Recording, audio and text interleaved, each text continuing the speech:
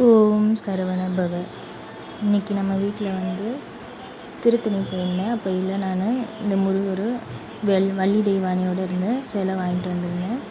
சிலையை வந்து அப்படியே வந்து வீட்டில் சாமி ரூமில் வைக்கக்கூடாதுன்னு சொன்னாங்க. அதனால் அபிஷேகம் பண்ணிவிட்டு வைக்கலான்னு சொல்லிட்டு முதல்ல வந்து பார்த்திங்கன்னா சந்தனம் குங்குமம் வச்சதுக்கப்புறம் நீர் அபிஷேகம் நம்ம வந்து முதல்ல வந்து பண்ணியாச்சு.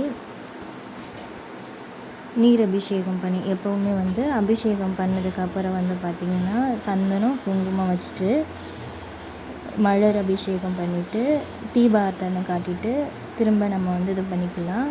நம்ம வந்து அபிஷேகத்துக்கு நம்ம வீட்டில் இருக்கிற பொருளை வந்து நம்ம ஏதாவது ஒரு 5 பொருளை வந்து நம்ம அபிஷேகம் பண்ணிக்கலாம். நம்ம வீட்டில் இருக்கிற அரிசியை வந்து மிக்சியில் போட்டு அரிசி மாவு எடுத்துக்கிட்டேன். அப்புறம் சந்தனம் குங்குமம், அப்புறம் வந்து மலர் கொஞ்சம் வாங்கி வச்சுக்கலாம்.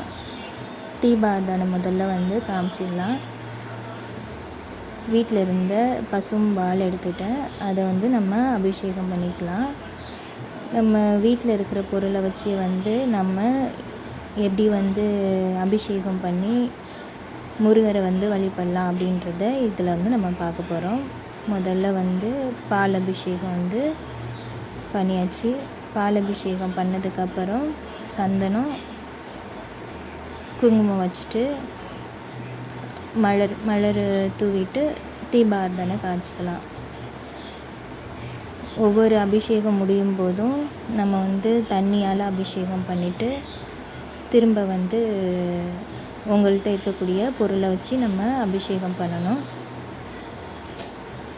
நான் வந்து இப்போதைக்கும் தண்ணி அபிஷேகம் பண்ணியாச்சு. இப்போ வீட்டில் இருந்த அரிசியை வந்து அரைச்சி நான் வந்து அரிசி மாவில் வந்து நம்ம அபிஷேகம் பண்ணலாம்.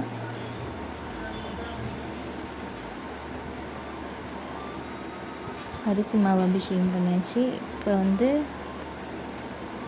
ஒவ்வொரு அபிஷேகம் முடியும் போதும் நம்ம என்ன பண்ணோம் அப்படின்னா வந்து தண்ணி வச்சுட்டு வந்து அபிஷேகத்தை வந்து எடுத்துகிட்டு திரும்ப வந்து நம்மள்கிட்ட இருக்கிற பொருளை வச்சு அபிஷேகம் பண்ணோம்.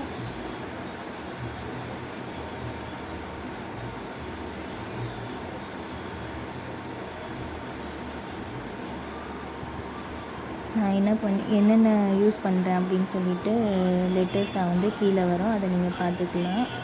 இப்போ இது வந்து பார்த்திங்கன்னா நம்ம வீட்டில் இருந்த சந்தனத்தை வந்து நம்ம யூஸ் பண்ணியிருக்கேன்.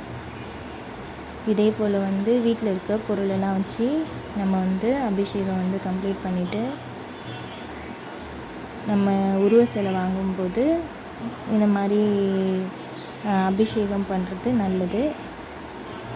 இதே மாதிரி நீங்களும் வந்து ஃபாலோ பண்ணுங்கள். இந்த வீடியோ உங்களுக்கு யூஸ்ஃபுல்லாக இருந்துச்சுன்னா மறக்காமல் நம்ம சேனலை வந்து சப்ஸ்கிரைப் பண்ணுங்கள். இது மாதிரி நிறைய வீடியோ வந்து போடுறதுக்கு வந்து நமக்கு ஹெல்ப்பாக இருக்கும், ஒரு மோட்டிவேஷ்னலாக இருக்கும். ஓம் சரவண பவ, ஓம் சரவண பவ, ஓம் சரவண பவ.